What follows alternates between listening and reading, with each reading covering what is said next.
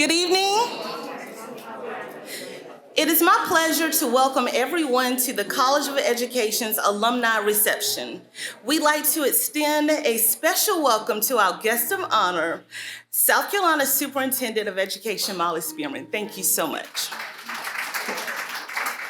As every South Carolina student will encounter one of our alumni in their primary education journey, we feel the need to foster a sense of community among our alumni who are making a significant impact on generations of students daily. We are proud of the work that you are doing as your impact goes far beyond test scores. You are providing students with life skills and fostering self-esteem. Because our college distinguishes itself as a leader in preparing diverse educators, the College of Education's leadership understands that attracting and recruiting the best and brightest students begins with our alumni. You are our best ambassadors. You show the range of possibilities for career paths to prospective students and their families. We are here to celebrate the success of our wonderful alumni. Particularly, we want to celebrate the success of South Carolina Superintendent of Education, Molly Spearman, as we culminate Women's History Month. Molly, thank you so much for the dedication and commitment to education in our state. We look forward to hearing more about your journey as South Carolina Superintendent of Education later during the program, as you are interviewed by Interim Dean Thomas E. Hodges. Thank you again for attending our alumni reception. Please know that we appreciate you and your sacrifices for our children do not go unnoticed. Enjoy the evening. At this time, we will highlight two of our students. Madison Bruce and Melissa Johnson will share their College of Education experiences. Please come forward, Madison.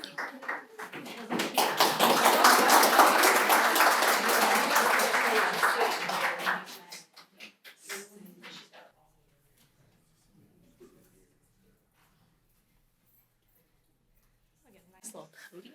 So nice, so nice. Ding, ding, ding, ding. Hello, everyone. How are you doing? Well, hi, my name is Madison Bruce, and I'm from Travelers Rest, South Carolina, and I'm a senior here in the College of Education, pursuing a degree in early childhood education. So I'm tonight going to really highlight a program that I've been a part of and had the privilege to be a part of for all 4 years here at the university, as well as highlighting a little bit about myself and my experiences here at the university. So first off, the program that I'm a part of is Apple Core Initiative, also known as ACI.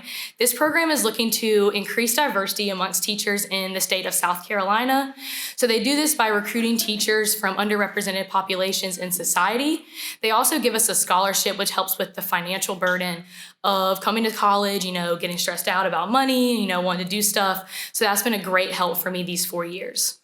So some of the experiences that I have in the college with ACI has been learning about the culture and history of South Carolina, particularly African American culture and history in the state, especially being Black and brown teachers going into the teaching force. It's important to really get this information and understand it. So we do this by having panels of teachers come into the school, and they kind of speak to us about first-year experiences. Third-year teachers come in, as well as principals and administration. They come in and really speak to us and answer questions, and they give us information that they think will be very useful for us as we go into our student teaching, as well as into our future classrooms as teachers. We also work with and talk with professionals that aren't directly in the schools, but also influence education, whether they work for the government or in the State House. So really understanding the policies that they implement into our schools and what that looks like. We also got to go on a trip to Arizona my sophomore year. We got flown out to Arizona and got to be immersed into a school and looking at what that school looks like in a different region of the United States. That was the Southwest region. We went to Tucson, Arizona, which is about an hour, a little bit over an hour outside of the Mexico border. And we went to a school that is completely bilingual. oh, my bad, is completely bilingual, and they did some of their subjects in Spanish and some of their subjects in English. So really kind of bringing both languages together and showing that neither one language is more superior than the other. So that was a really fun experience, being able to go into a school and do that. Sadly, due to COVID, we were not able to go abroad and do that experience looking at a school in a different country around the world, but it was really a good experience to go to Arizona. Its impact on me is really the lasting friendships and relationships that I've got to form, not only with the people that are in my cohort, but are also the people that I got to meet through that experience, and really focusing on the networking of education and what that looks like, which is something that is hard to really kind of like teach in a classroom, but we were able to get that in this ACI program.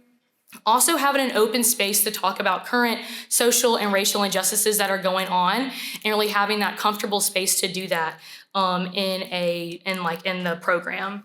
And also seeing teachers and educators that look like me and their successes that they have had going into the classroom has been really, really impactful for me. We're seeing my mirrors and reflections in other educators that are doing so well. So next, I'm just going to talk a little bit about me and my experiences here at the college. I'm a part of the urban cohort, which is in the early childhood education program, and we really hone in on anti-racist teaching and culturally relevant pedagogy and what that looks like in the classroom. And really diving deep into strategies that we can use along in how to teach math, ELA, whether that's writing or reading, and language in the school, and really seeing what that looks like. So that's done in like our lesson plans as we go throughout the program, as well as when we go into our student teaching. And really looking at creating a critical lens, not only in our students, but in us as well, and how we can do that to create great members of society as they leave our classrooms and enter the real world. So a part of my internship, I am at Horal Hill Elementary School in Richland 1. I think we have a representative here. And I was in pre-K in the fall semester for my first part, and now I'm in a third grade classroom for my spring internship. And I've really enjoyed going to Horal Hill and really forming those genuine relationships with the students, as well as the teachers and the principals at the school. And I felt welcomed immediately as soon as I went in there, because they made me feel like I was a teacher already. So anytime they addressed me, it was Miss Bruce, Miss Bruce. And I'm like, my name's Madison.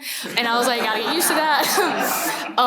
But it was really fun, because in all of our meetings that we had, they recognized me as a teacher. So I felt like a professional already, which gave me that confidence going into my teaching. And Horal Hill is a professional development school. So they are part of the National Association of Professional Development Schools across America. And I actually got the opportunity to go present at the conference in February in Chicago, Illinois. I did action research in my pre-K classroom, which was in the fall. And my project was on embracing Black excellence and beauty in a pre-kindergarten curriculum, and what that looks like, and like why I did it, and the research that I did to do that research. So that was a really great opportunity that I never thought I would have as a pre-service teacher. So it was a really fun thing that we got to do. And then looking at the future for me, I really do want to go back home to Greenville and teach and impact the community that I came from. I think there's so much power in knowing where your students are from and what they experience on a daily basis. So I really want to go back and impact that community. And as of 2 weeks ago, I got a phone call from a school that's only 8 minutes from my house, and I will be teaching third grade next year.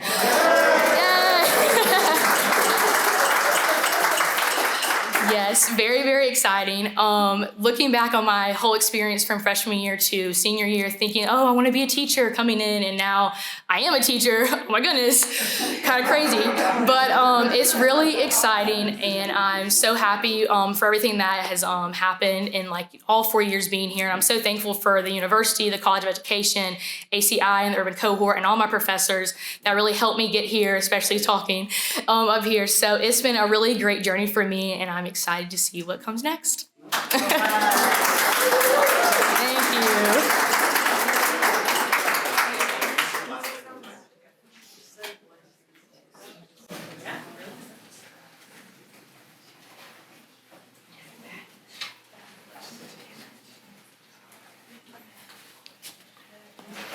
Hi, my name is Melissa Johnson, and when I was asked to kind of think about the impact that the College of Education has made on me, where I'm at now, and some of my experiences, it essentially turned into a narrative in my head. So I'm an elementary person, and we tell stories. So I thought that there was really no better way than to just tell my story of how my involvement with the College of Ed what it has given me and where I'm at now because of it.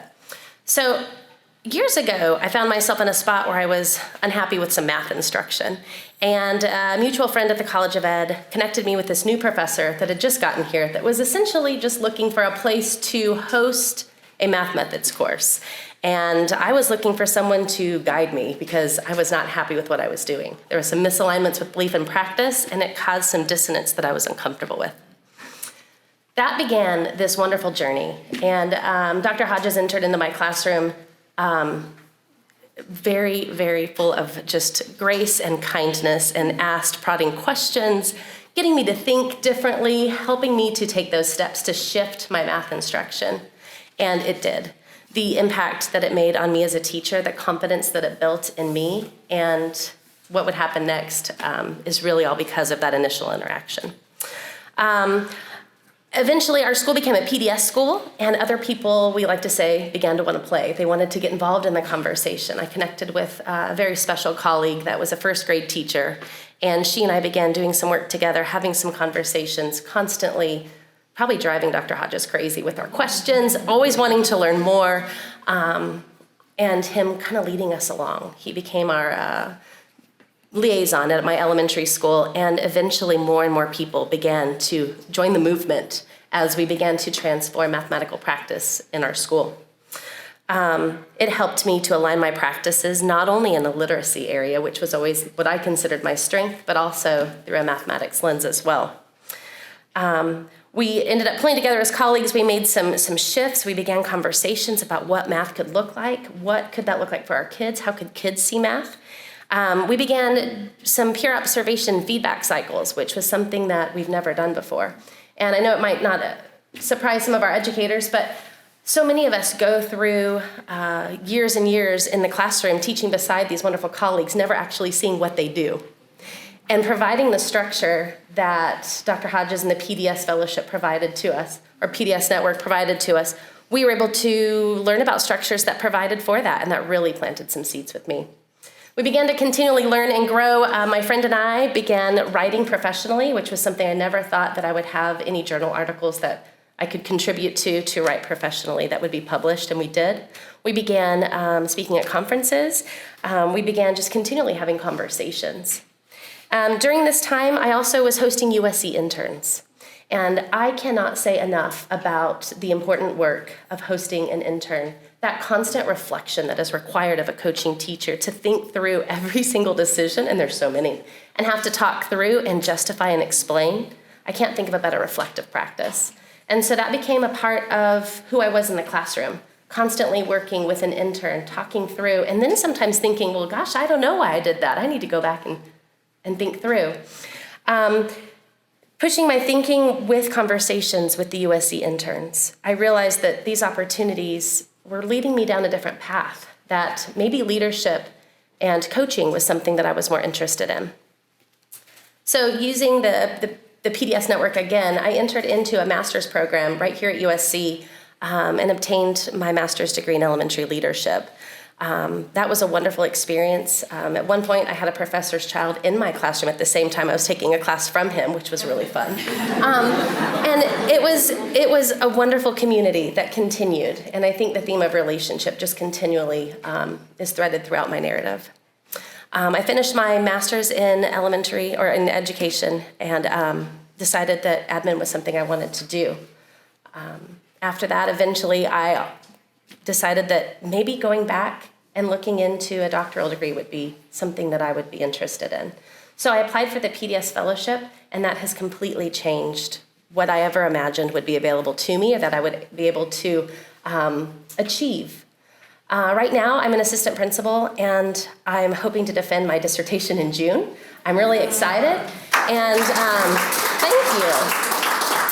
My dissertation research, I think it's important to note, is about peer observation and feedback and the impact that we have when we learn from the very brilliant people right alongside our hallways and the structures that we can provide as administrators to provide space for teachers to do that and the conversations that follow up and can ultimately impact the culture of the building, teachers' self-efficacy, and overall the climate of the school. Going forward, where I hope to be, where I hope to continue in my journey is that continual pouring into others, the way that I've been poured into. And it's not a pour in first and then pour out. It's this constant ebb and flow in education with relationships, with people that have done so much for me, and just an extreme gratitude that makes me continually want to go alongside that first-year teacher in my building that's part of the Carolina TIP program, proud Carolina graduate, and help her do anything I can to help her succeed, and she is. And looking for places to put those interns, looking for careful matches with coaching teachers that are willing to talk through their practice and to pour back into a profession that needs pouring into, that needs passion. And that's where I hope to be and continue to give back. And gratitude, that's all I can say, is gratitude in a relationship. I'm very thankful.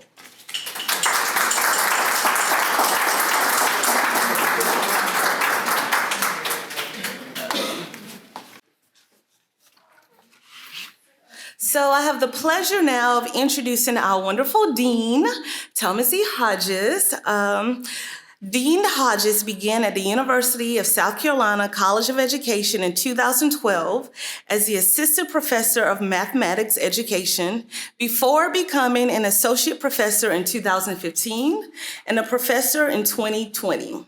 His research focuses on mathematics and teachers' conceptions and identities as they transition from teacher education programs into their first years of teaching.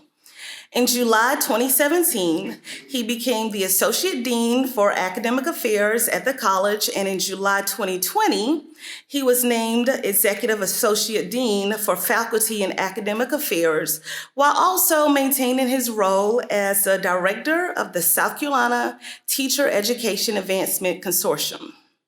Prior to his appointment as Executive Associate Dean, he also served as the Interim Department Chair of Instruction and Teacher Education and the Coordinator of Elementary Education Programs.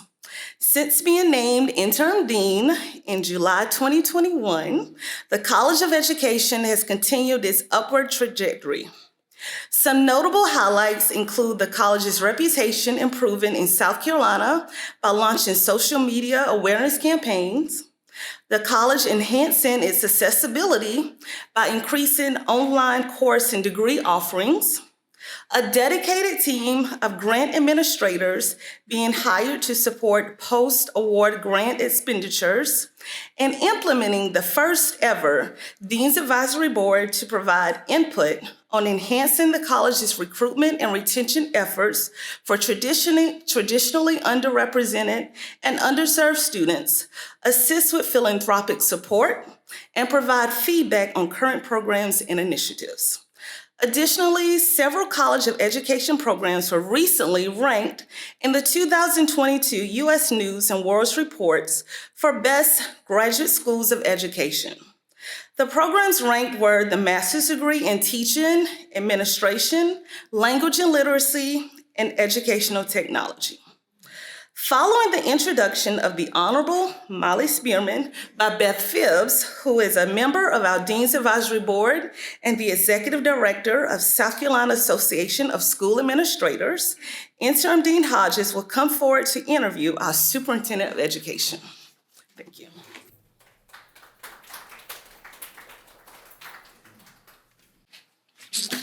Good afternoon. It's your last chance. Molly Mitchell Spearman was elected as the 18th South Carolina State Superintendent of Education on November the 4th, 2014. Mrs. Spearman's childhood laid the foundations of her family, faith, and hard work that transcended into her professional career as an educator and civil servant. Fun fact and no one tell, Molly is the only person from Saluda County that's ever been elected to a statewide constitutional office. Her career has spanned 18 years as a public school music teacher, we're going to talk about that a little later, and an assistant principal. In addition to teaching and administration, she served 4 years as a member of the South Carolina House of Representatives, 6 years as a deputy superintendent of the South Carolina Department of Education under Inez Tenenbaum, 10 years as the executive director of the South Carolina Association of School Administrators. She holds a BA degree in music education from Lander, a master's degree in education supervision from George Washington University, and an education specialist degree from the University of South Carolina. She has experience and relationships needed to move South Carolina's education system forward, and she has. Her vision is for every South Carolina graduate to be prepared for the next steps after graduation. She's excited to keep a positive and forward-thinking approach to South Carolina education to promote better schools and brighter futures, and this is very true about Molly. So now, fun facts to know and tell. Molly grew up in a household where music was the centerpiece of family life. She is a very accomplished musician, and she even plays the accordion. You really need to hear her. So she literally can hear a piece of music and sit down and play it. It's quite amazing. So when we'll talk about our music degree, that's part of it. But the thing that makes her stand out for a lot of reasons is that she's dedicated her life to serving South Carolina in every capacity, where I just named what she has done along her career path. But she also has the heart to make sure that every student in South Carolina gets the right education that helps he or she grow and prosper from the time they graduate to the time they move into whatever career they want to. Her heart has always been in public education. She lives it, she breathes it, and she has dedicated her life, and for that, I am truly grateful. So it is my honor as the person doing this right now, is to ask Molly to come up and introduce the Honorable Molly Mitchell Spearman, your State Superintendent of Education.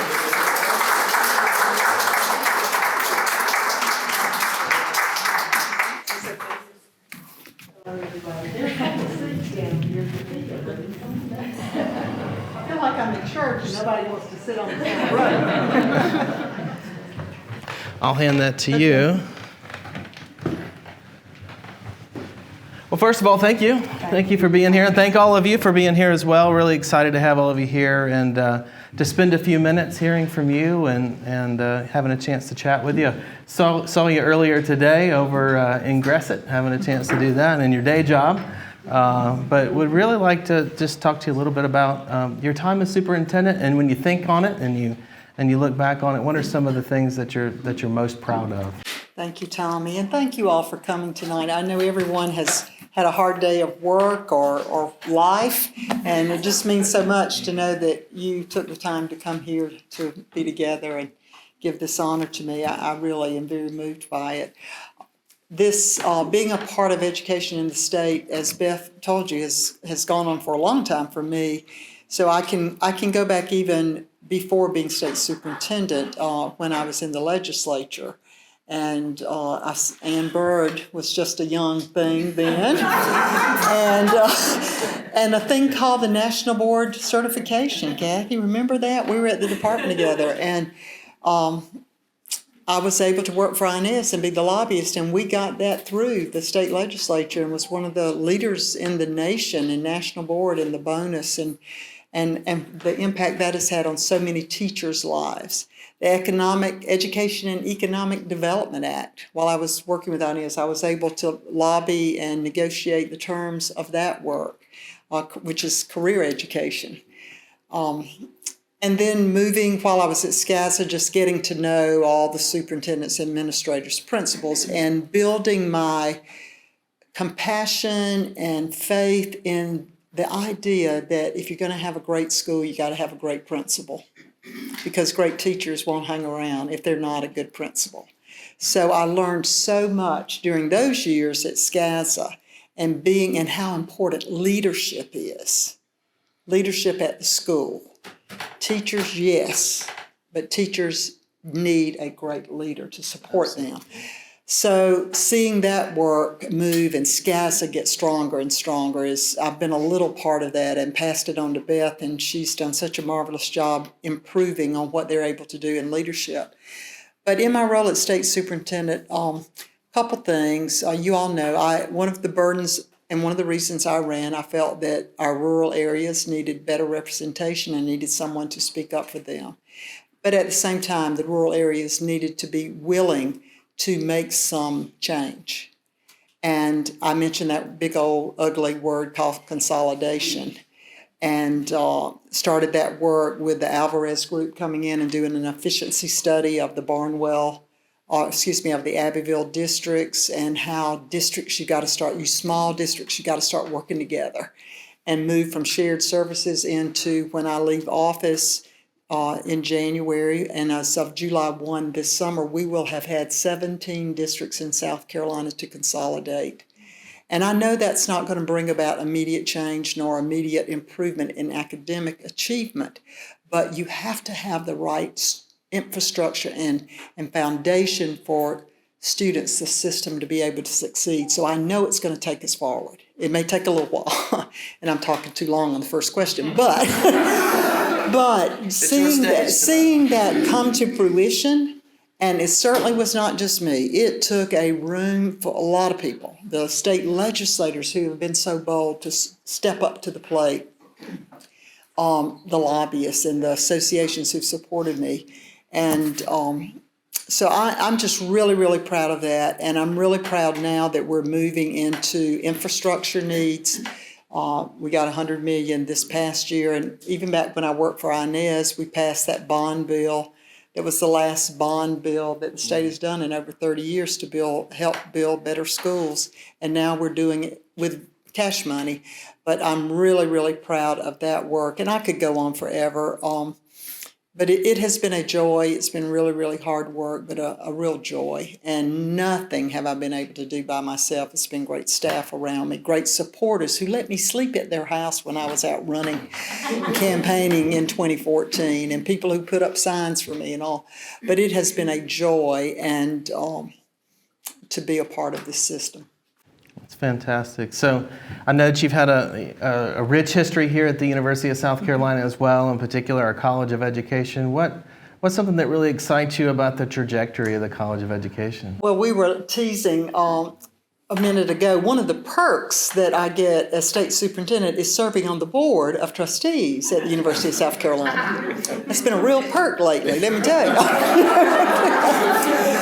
But it's been a lot of fun, just joking. And we've done some dynamic things, a lot of controversy, but a lot of good. And watching the School of Education really feel its responsibility in the flagship university of the state to meet the needs of the people of the state.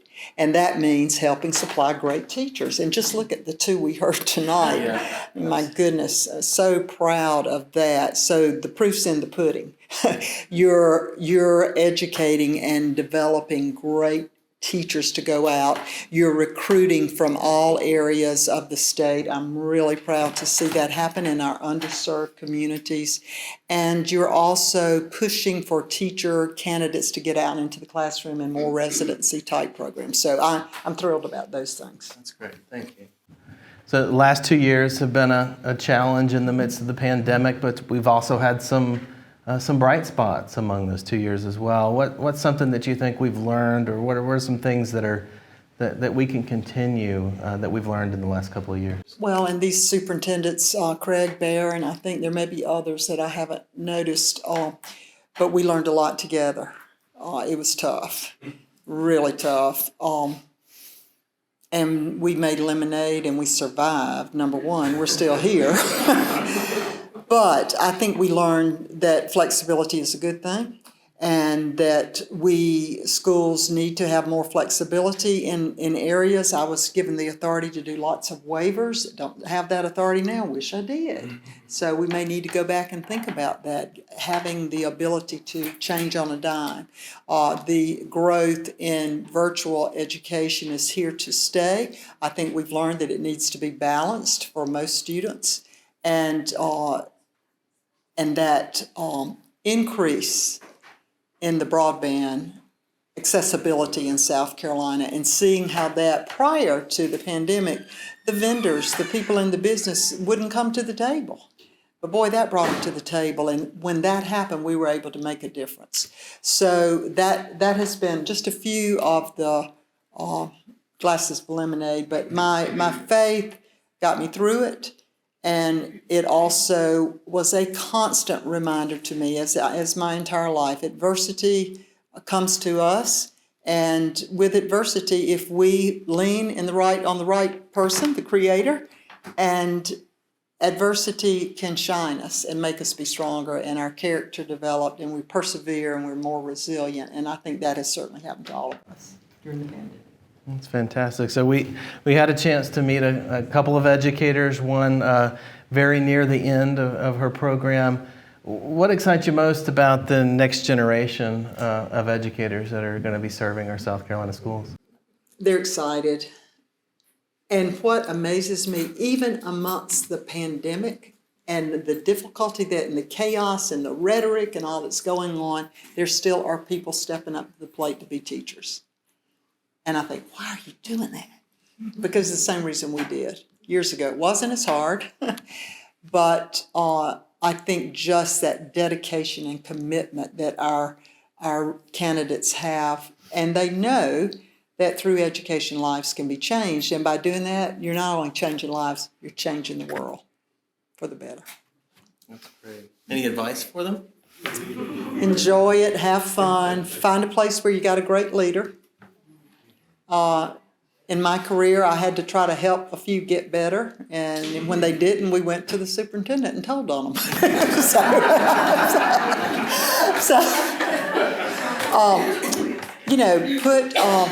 But I think have fun and enjoy it. But first of all, love your kids and build those relationships with your students and let them know you care. And when you get to that point, it becomes a lot easier in the classroom when they know you care. So as your time winds down as state superintendent, what's next for you in your professional journey? January the 14th at 11 o'clock. When I walk down the steps of the State House with the next state superintendent. And by the way, you need to really be watching that and choosing someone who has the right heart and knowledge of our state, I think, and that passion to move us forward. I plan to go away for a while and do a little trip. My husband and I already have it booked. And rest up. I have not said yes to anything. I'm getting, some suggestions, but I'm just saying, just leave me alone for a while. I gotta rest, and because I got some good advice from Debbie Ham, dear friend, who's here tonight. Because I told her it's not. I thought it would start slowing down, but it's not. I just feel this urgency, and I got to get all this done. And she says, Molly, you got to realize you're not going to get it all done. And so maybe I need to slow down a little bit, Laurie, these next few 9 months. But I plan to family time and enjoy my grandchildren and my husband, and maybe come back and do something that's meaningful. I told someone the other day I may even start a 4-H club. That meant so much to me, and so I may just do a little 4-H club for kids because I know the impact it had on me. But thank y'all so much for being here. And I also have two of my dear friends, the Kaufmans, who came down tonight from Saluda County. I was so surprised to see them. I taught their children, and our children were in school together and in the band. We were band parents together many years ago. So thank y'all for coming, and thank you again. And this is just so meaningful to be here. I'm talking too much, but in this building, Beth said you are, in this building, I thought about it today because we're working on this new funding formula, Right. And we didn't have a whole lot to do with that funding formula. I was kind of surprised. It had nothing to do with it, actually. I was very disappointed we didn't get asked.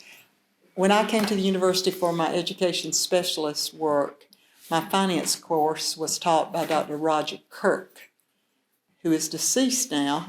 Dr. Kirk and another professor or two are the authors of the Education Finance Act of 1977.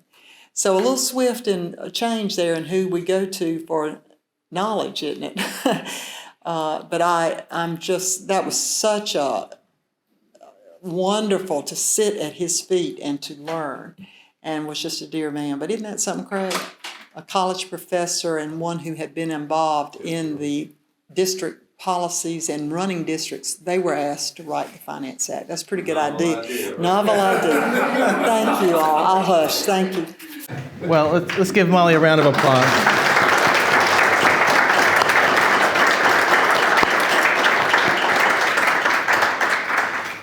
Well, on behalf of all of us in our College of Education, we have a small gift, and by small, I mean within the legally allowable limits of what we can provide.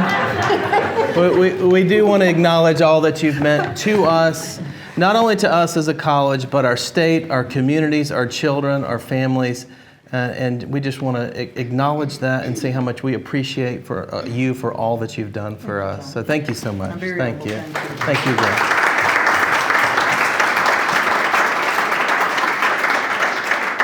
I'd like to invite Dr. Kathy Carter, who is the chair of our Dean's Advisory Board, up for closing.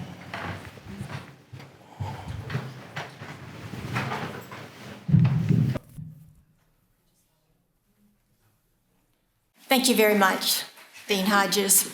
Molly Spearman is a longtime personal friend and true friend to education. Molly, thank you for being an advocate for public education. And thank you for staying the course through the most difficult 2 years that we could remember in recent history.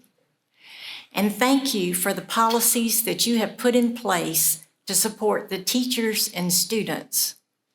And Molly, thank you for putting partisan politics aside and making decisions based on what's right for the children. Thank you, Molly, for your service to South Carolina. And to my College of Education alumni, first of all, thank you for coming tonight. You probably remember, I hope fondly, roaming the halls of this great building. Some of us spent a lot of hours here. Wardlaw is a pretty big part of my life. You also probably remember fondly some of those professors that stood out, that guided you, that gave you the skills to be successful. And they may not be here. In fact, I'm retired and none of my professors are here. But rest assured, the College of Education has put together an outstanding group of personnel. The faculty, the staff, the professors at all levels, they are wonderful. Through my work with the Dean's Advisory Board and some other initiatives that I'm involved with, I've had the privilege of meeting them, hearing about their program, learning about the successes, and most importantly, having the opportunity to interact with both graduate and undergraduate students. This afternoon, you heard from 2 students, Madison and Melissa. They are the next generation. They're the next generation of classroom teachers and college and university professors. And more importantly, they're the next generation of policymakers that are going to set the agenda to move our state forward.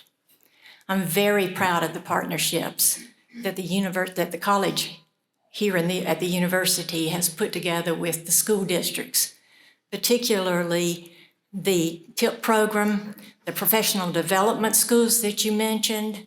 They are absolutely amazing and making a huge difference and will impact retention. And finally, ladies and gentlemen, I am so proud of my Lady Gamecocks.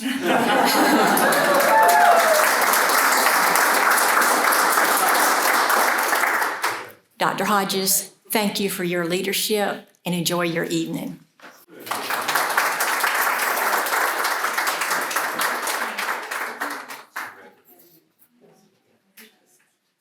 So many of you have not had anything to eat yet. Please take a few minutes to grab something to eat, have a drink, and spend some time together. I would be remiss if I also did not acknowledge putting together this event this evening. Tisa, will you please stand up? Tisa Brunson, our Director of Development here in the College of Education. Tisa, thank you so much for all you've done. Y'all have a great evening. Thank you so much.